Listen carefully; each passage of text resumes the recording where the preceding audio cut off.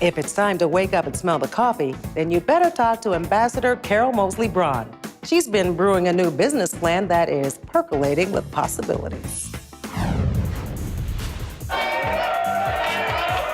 In 1992, Carol Moseley Braun made history as the first African-American woman to be elected to the U.S. Senate. There is no question that my candidacy offers hope for working people. After serving only one term, she moved on, eventually being appointed an ambassador to New Zealand.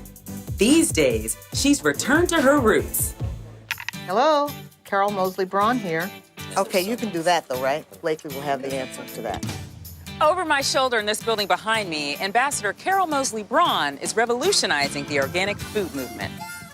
My company is Ambassador Organics, and it is a company committed to sustainability and in the food space.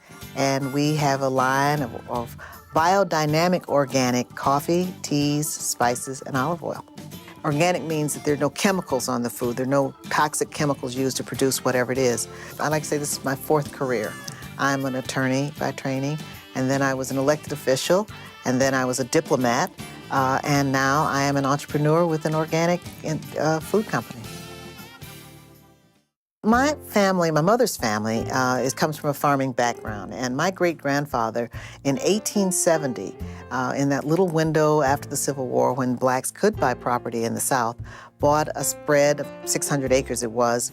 200 acres have mysteriously disappeared, but okay, so we still have 400 acres in the family. It's located right outside of Union Springs, Alabama.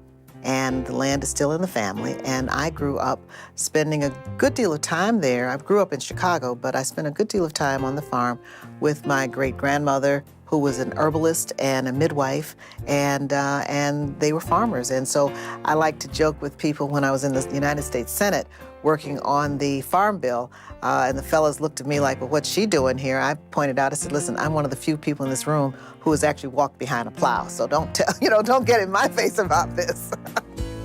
The ambassador's sheer determination to face obstacles and beat the odds has sustained her business.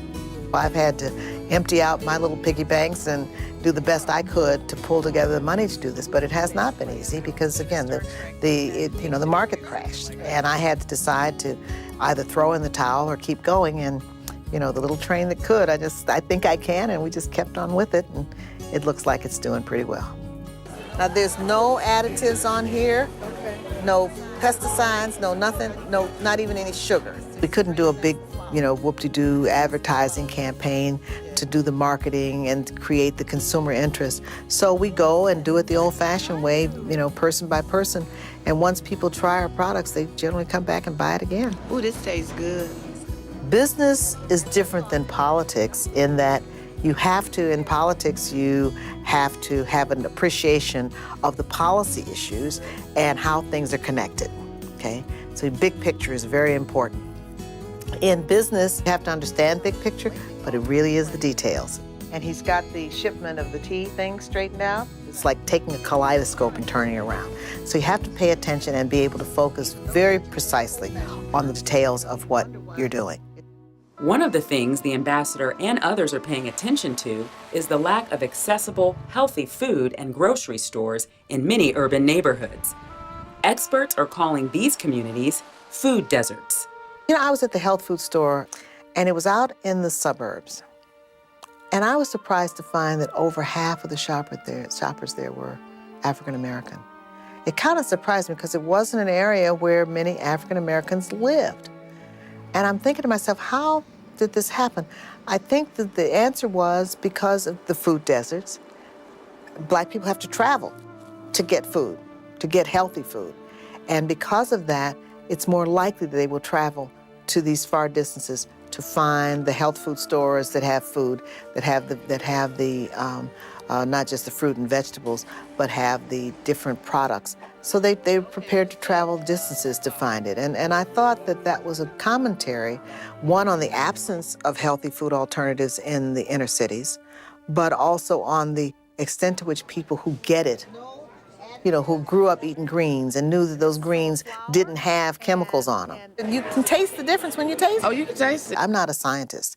What I am is someone who cares about sustainability. and I care about the policy issues. And I figure, you know, it's that childhood song we learned in church, if everyone would light just one little candle, what a bright world this would be. Well, I'm lighting my candle in favor of sustainability and in favor of giving people healthier food choices. Cheers. I'm Bianca Alexander for Next TV. Tastes pure. Told you. Refreshing. Yeah.